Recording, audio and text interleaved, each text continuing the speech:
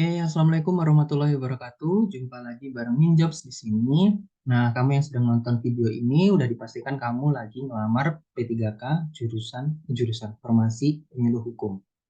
Nah, buat kamu yang sedang belajar, Minjobs akan berbagi ya salah satu soal-soal yang keluar di P3K Penyuluh Hukum. Seperti itu. Jadi, silahkan tonton sampai habis.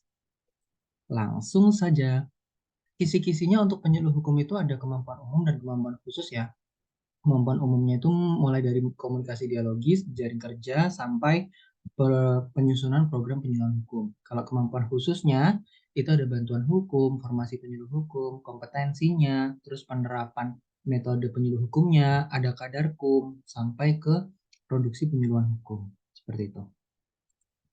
Nah, lanjut kita langsung ke soalnya ya. Nomor satu, proses penyampaian pesan antar personal, antar satu orang dengan orang lain, yang menunjukkan adanya interaksi adalah A. Komunikasi satu arah, B. Komunikasi verbal, C. Komunikasi tidak langsung, D. Komunikasi dialogis, atau E. Komunikasi nonverbal.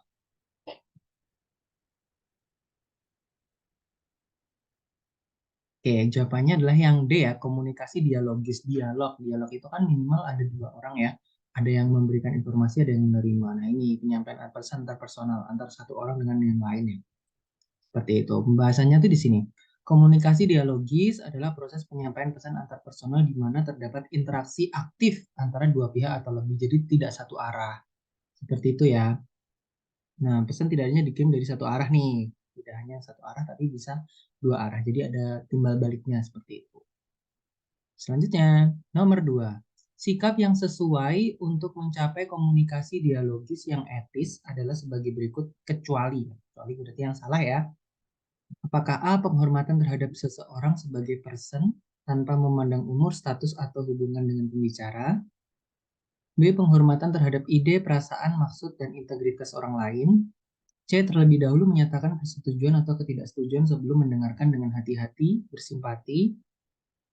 D. Penghormatan terhadap bukti dan pertimbangan yang rasional terhadap berbagai alternatif, atau E. Sikap suka memperbolehkan keobjektifan dan keterbukaan pikiran yang mendorong kebebasan berekspresi. Materinya masih komunikasi dialogis ya ini. Jawabannya apa kira-kira? Ya, jawabannya adalah yang C ya. Terlebih dahulu menyatakan persetujuan atau ketidaksetujuan sebelum mendengarkan dengan hati-hati bersimpati. Seperti itu. Nah, itu kenapa kok dia itu kurang tepat? Eh, nah, ini tuh penting gitu. Sikap yang baik dalam komunikasi dialogis dalam mendengarkan. Jadi,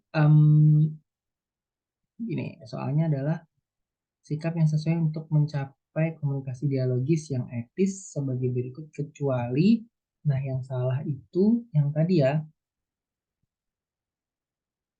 ini terlalu cepat menyatakan persetujuan atau ketidaksetujuan seperti itu.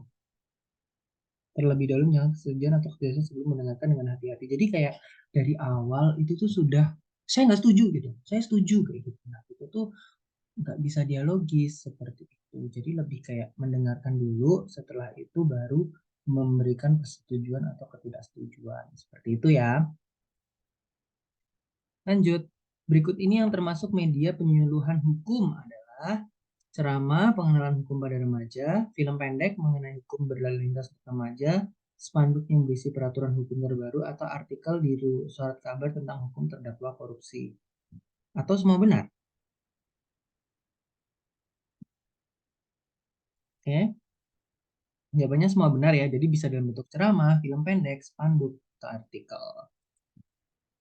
Nih, bisa semuanya ya.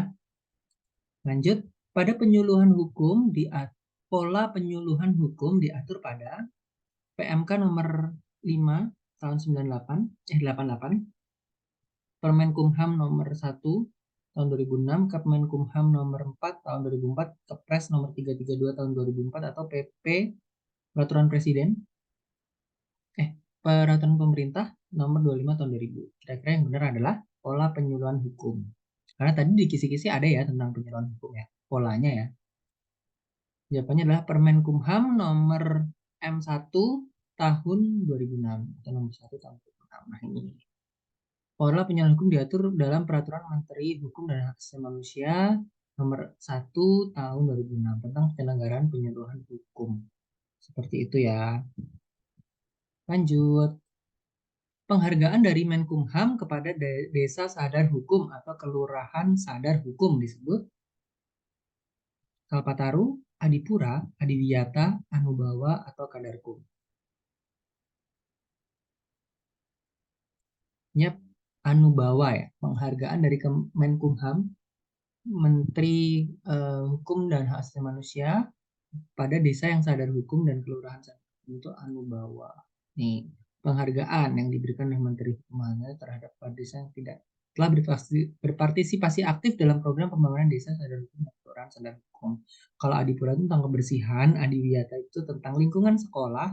Kalau Kadarkum ini tidak terkait dengan penghargaan, ya. Kalpataru itu tentang lingkungan hidup, seperti itu. Memang tadi ada materi Kadarkum, tapi penghargaannya itu namanya Anubawa. Lanjut, yang bertugas membuat laporan hasil evaluasi pelaksanaan penyuluhan hukum di provinsi. Nah, di provinsi ya, dan kabupaten atau kota adalah Kepala Kanwil Departemen Hukum dan HAM, Kepala BPHN Departemen Hukum dan HAM, Menkumham, Gubernur atau Bupati. Yap, jawabannya adalah Kepala Kanwil, Kantor Wilayah Departemen Hukum dan HAM, karena di provinsi dan kabupaten kota ya. Nih, di provinsi sama kabupaten kota itu Kepala Kanwil. Kemudian ada tugas dan kewenangan Kementerian Hukum dan HAM. Nah, ini salah satu unit di bawah kalau Kepala BPHN itu mengelola hak cipta dan merek. Ya, kalau Menkumham, Menteri Hukum ya, dia yang membuat kebijakan seperti itu. Kalau Gubernur Bupati itu pejabat di tingkat provinsi yang bertanggung atas penyelenggaraan pemerintah di daerah mereka. Ya, jadi yang mengatur pemerintahnya. Tapi yang tadi membuat laporan hasil evaluasi penyelenggaraan penyuluhan hukum itu Kepala Kanwil Departemen Hukum dan HAM. Lanjut, seluruh biaya yang diperlukan untuk pelaksanaan penyuluhan hukum dibebankan kepada APBD, APBN, hibah, hutang negara, atau swadaya masyarakat. Yap, benar jawabannya adalah APBN. Jadi, untuk menyelenggarakan tadi ya, namanya, penyuluhan hukum, itu pakainya APBN. Dengan APBN ya. Kalau yang lain, itu APBD contohnya itu tuh di tingkat kabupaten kota. Kalau hibah, hutang negara, swadaya masyarakat, itu menjadi sumber pendanaan seperti itu ya, bisa jadi alternatif lah ya gitu. Tapi kalau yang pokok itu APBN. Berikut ini yang tidak termasuk dalam hak calon pekerja migran atau pekerja migran Indonesia menurut Undang-Undang Nomor 18 Tahun 2017 adalah A. Mendapatkan pekerjaan di luar negeri dan memilih pekerjaan sesuai dengan kompetensinya, memperoleh akses peningkatan kapasitas diri melalui pendidikan dan pelatihan kerja. C. Memperoleh informasi yang benar mengenai pasar kerja, tata cara penempatan, dan kondisi di luar negeri, kondisi kerja ya, menaati dan melaksanakan pekerjaannya sesuai dengan perjanjian kerja, dan menguasai dokumen perjalanan selama bekerja. Yang tidak termasuk hak calon pekerja migran. Jadi haknya ya yang dia dapatkan. Kira-kira apa? Ya, udah kelihatan ya sebenarnya. Menaati dan melaksanakan pekerjaan sesuai dengan perjanjian kerja itu bukan hak, tapi kewajiban. Ya, gitu. Yang lain ini tuh hak. Nah, ini jadi sesuai 18 tahun 2017 itu hak-haknya ada mendapatkan pekerjaan, memperoleh akses peningkatan kapasitas diri, memperoleh informasi yang benar, menguasai dokumen perjalanan. Jadi dokumen perjalanannya itu dikuasai, misalnya dimiliki sendiri gitu, nggak diambil siapa-siapa. Itu tuh udah hak loh ya. Tujuan lomba Kadarkum, nah ini Kadarkum tadi ada di kisi-kisi ya, jadi pasti keluar. Adalah A. Memamerkan hasil kegiatan penyuluhan hukum dan pameran mempromosikan instansi yang melakukan penyuluhan hukum. Membina Kadarkum, Kadarkum binaan, desa sadar hukum, kelurahan sadar hukum, dan kelompok masyarakat lainnya melalui kegiatan yang menggunakan alat peraga. Mengevaluasi tingkat keberhasilan penyuluhan hukum yang telah dilaksanakan, membina kadarkum, kadarkum binaan, desa sadar hukum atau kelurahan sadar hukum, kelompok masyarakat lainnya, atau E. Pendalaman materi hukum tertentu yang diusulkan. Jadi tujuannya lomba kadarkum, masyarakat sadar hukum. adalah, ya tepat sekali, mengevaluasi tingkat keberhasilan. Jadi udah dilakukan penyuluhan hukum nih sama penyuluh hukum. Nah, kalian-kalian ini yang kamu yang lagi berjuang ini kan nanti bakal jadi penyuluh hukum ya gitu. Nah, keberhasilannya itu bisa dicek lewat lomba kadar hukum ini. Udah berhasil apa belum ya kayak gitu. Nah, kemudian biasanya untuk mengevaluasi dan mengukur tingkat keberhasilan penyuluhan hukum yang telah dilaksanakan. Lanjut.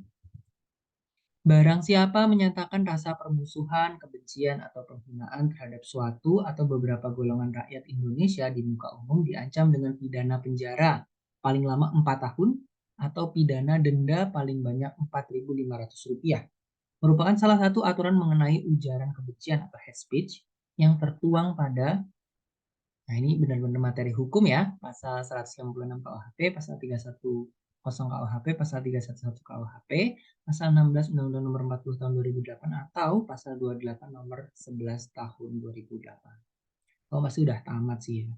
Undang-undang kayak gini udah pasti tahu lah ya, ini soal mudah ini pasti. Jawabnya adalah pasal 156 KUHP ya. Seperti itu. Nah, ini mengatur tentang ujaran kebencian atau hate speech. Seperti itu. Nah, kira-kira materi-materi seperti ini tuh bisa juga dicari di website ya, kayak gitu kalau mungkin belum hafal seperti itu. Nah, sekian soal-soal dari Minjobs. Nah, kamu kalau mau belajar lebih lanjut terus mengecek gitu kesiapannya nih gitu. Udah siap apa belum ya kayak gitu. Terus aku pengen nyoba nih simulasi deh CAT gitu. Nanti kan pakai komputer asisten tes tes ya waktu ujian P3 kan gitu. Ya, gimana sih modelnya kayak gitu. Biar nggak kaget, terus biar bisa belajar lagi, kamu bisa ikutan tryout di Projob seperti itu. Harganya murah Rp100.000, tapi kebetulan di bulan Oktober ini ada diskon sebesar 50%. Jadi pakai kupon ini ya, diletakkan di atas nama. Nah, teman-teman langsung bisa klik projobs.id, terus klik PPPK, terus kamu bisa dapetin tuh gitu. Ngisi nama kan, ambil dulu penyuluh hukum, terus mengisi nama, terus di atasnya bisa apply diskon 50K. Seperti itu. Um, coba aku ini ya, coba